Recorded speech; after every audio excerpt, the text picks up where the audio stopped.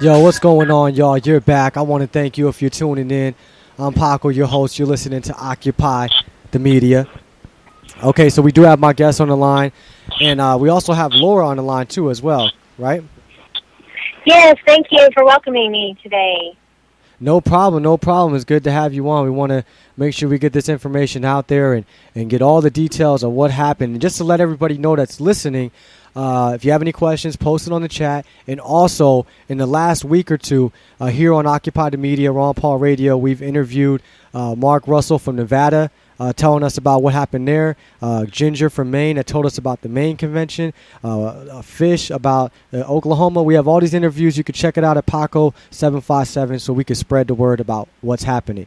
Now, I understand, Laura, you had some issues going on. I want you to have a chance to tell the people what happened with you at the convention. Well, in regards to, I guess, the violent nature of, I would say, the establishment or the Romney camp, I definitely just could feel it upon us with just words.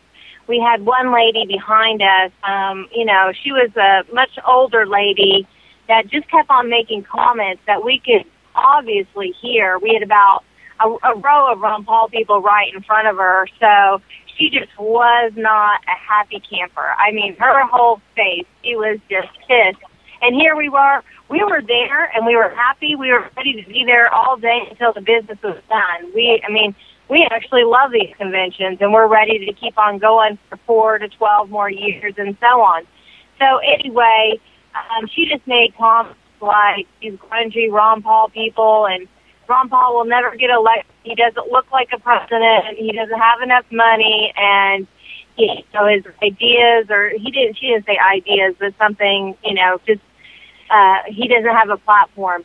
So all of that, all of those comments, and we just kind of just kept on getting hit in the back. I mean, we kind of looked back a little bit just to see who it was. And then she said something about Mitt Romney, which was funny. She was like, he looks presidential, he acts presidential, he's going to be our next president. And it was just like, at that point, that we had a nice little glossy, printed out, full color Mitt Romney versus Ron Paul card, just information card, straight, check marks, X boxes, just to really a quick reference guide on different issues. I just turned around and I said, just, ma'am, from my heart, my soul, will you please just look at this just for a second? And she said, she flicked it at me, and it hit the corner of it hit my cheek, and she said, I'm not looking at this shit. And then, or I already looked at this shit or something like that. Okay, hold on. I'm sorry. We can't curse on the show, but go ahead. Oh, I'm sorry. No, it's okay. It's okay. It's okay. I apologize to all the listeners out there. I even talked to Joe Lester, he's our main sheriff in Cleveland County, and he's definitely said some remarks about the Ron Paul camps that have not been too friendly. I went up to him and I gave him a hug at the beginning of the convention, and I said, "Oh, I've never seen you in uniform." And he goes, and we kind of joked about that because he thinks all of us Ron Paul people are almost criminals. And so I kind of gave him a hug, and I said, what are you in uniform here for today? Are you the sergeant of arms? He said, no, I'm just ready for it to, if anything happens and it gets rowdy. And I did say, well, it's not going to be us, it will be, the Romney camp.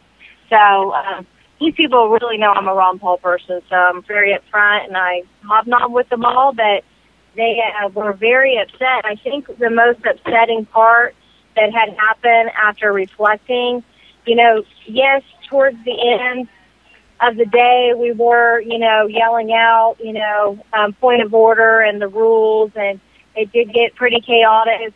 We were yelling Ron Paul's name and so forth, and we were kind of going a little bit like, gosh, we have lost. We're losing this, and we have lost. But in a way, I think their violent nature that started happening and so forth towards us, and their acts that they probably wouldn't think that themselves would do in a million years, I think they have realized, no, they have lost. And in 4 more years, they're, will be the major minority. Yeah, exactly. We're going to be the majority in the Republican Party, if not already. So, besides that lady throwing that back to you, was there any incidents that happened to you particularly from Romney supporters, or after that it just went straight outside and then the rest was history on the Ustream? You know what? To be honest with you, I was in such game mode that day that other Ron Paul people that I had passed by and known for the past 4 or 5 years didn't have time to really stop and hug and hash things out. It was, really I was part of the strategic planning of the Oklahoma Grassroots Party and seeing what we had to do and helping Lori out with the kids convention and so forth, and going on 9 hours of sleep in 3 nights. It was pretty, it was an uphill battle, but I know, like all revolutionaries out there for Ron Paul, we do whatever it takes. I mean, however, sleepless nights. I mean, I'm even planning on probably going down to Texas. I got to talk my husband into it, but we got that. We just keep going and forging forward. It's an amazing feeling to be a part of everyone that's listening and connected with so many people that are really for this country. So nothing else as I really felt and saw, besides, of course, the blatant disregard of the chairman, which I spoke to after the convention because he is a personal friend. And I embraced his arms, even though his evil doings that day. So we just really, like Ron Paul says, I mean, as many bridges we want to burn, we have got to keep building the bridges for the ones that will accept it. So, do you think that there was any Romney supporters that might have, maybe you planted that seed in them, if not you, other people that might have saw the Ron Paul supporters and saw what was going on and kind of maybe woken up? Did you see any of that, or do you think it was just all zombies? Well, I definitely, and Lori will, I think, expand upon that if she hasn't, because she sort of witnessed more of the Romney supporters with open arms a little bit. That really, I don't know what changed and who changed there. I know the lady that I spoke behind, she said, I've never seen anything like this in 15 years. And I immediately wanted to respond to her. So you gave us 15 years, so you gave us Bush. So that's what you want to add to this whole thing. And I didn't say that because I just thought, I can't go there. And I said, well, I will see you in 4 more years. Hopefully you'll be here.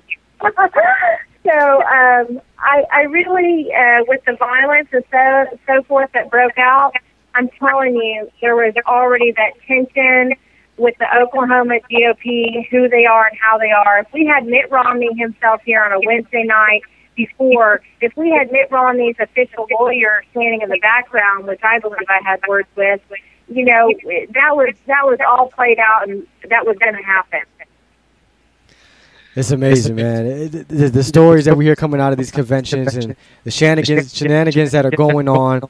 But you guys are being put to the test, and it looks like you guys are definitely passing the test. I think it could have went a lot worse. I mean, just think about how the headlines could have been the next day after all that stuff that went down. Do you feel that the Oklahoma and the Arizona conventions have really affected the national campaign in the past few days' announcements? Well, it's affected somebody in the campaign because somebody told Jesse to write that email. And I don't know, man. I don't know if it's just those two or all of them. Or I talked about it on my show earlier. I don't know if Ron Paul is getting he might be getting talked to in the background where they might be trying to, who knows, threaten him or shutting him up. We don't know what goes on, man. And now, because here's what we can't do. Right when our... Okay, let's wait because we're going to go to a break. When we come back, I'll let you finish that up. Okay, cool. Okay.